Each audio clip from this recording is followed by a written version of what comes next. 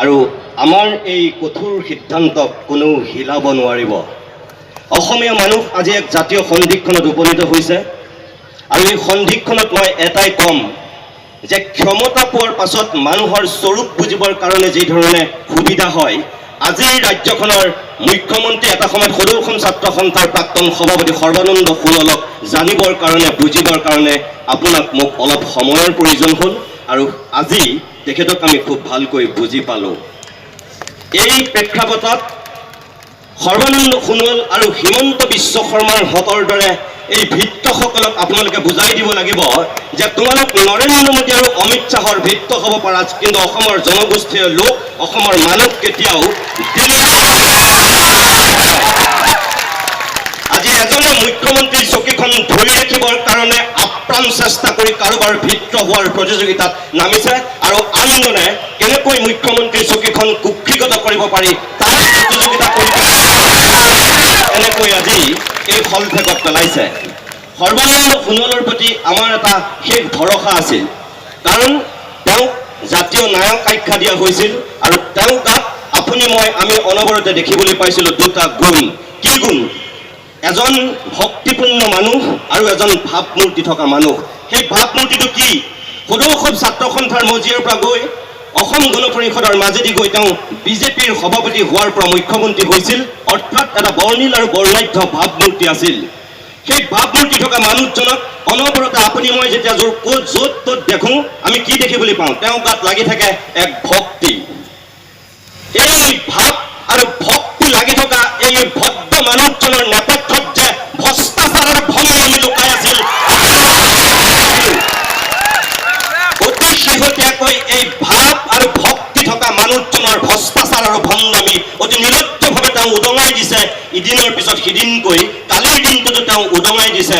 সদৌ অসম ছাত্ৰ সন্থাৰ মজিয়াৰ পৰা গৈ মুখ্যমন্ত্ৰী হোৱা মানুহজনে কৈছে যে আছু কৰ্মীক বা ছাত্ৰ ছাত্ৰীক গণতান্ত্ৰিকভাৱে প্ৰতিবাদ কৰাৰ যিটো প্ৰক্ৰিয়া তাত তেওঁ বাধা প্ৰদান কৰিব।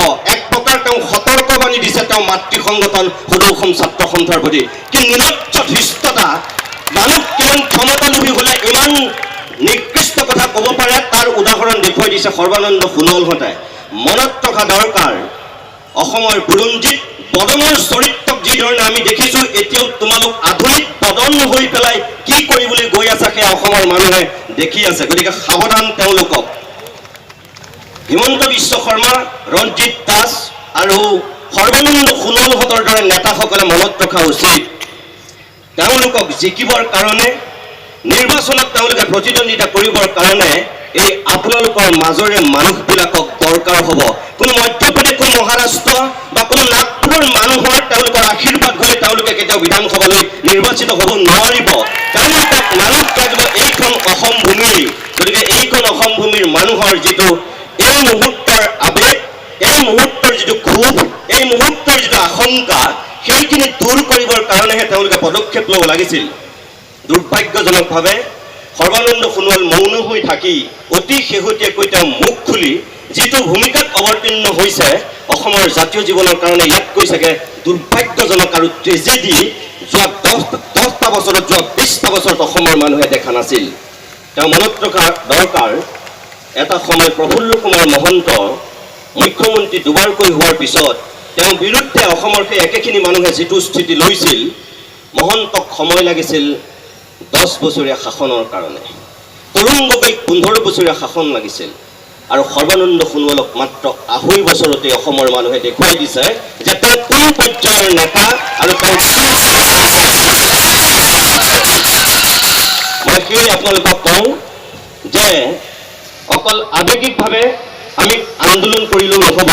অনাগত দিনত আমি সুপৰিকল্পিতভাৱে তেওঁলোকক বুজাই দিব লাগিব যে আমাৰ সকলো জাতি জনগোষ্ঠীৰ শক্তি কেনেকুৱা আৰু কি ধৰণে আমি অগ্ৰসৰ হৈ তেওঁলোকৰ সেই নিজৰ স্বাৰ্থলোভী কাম কাজ আমি বাধা দিব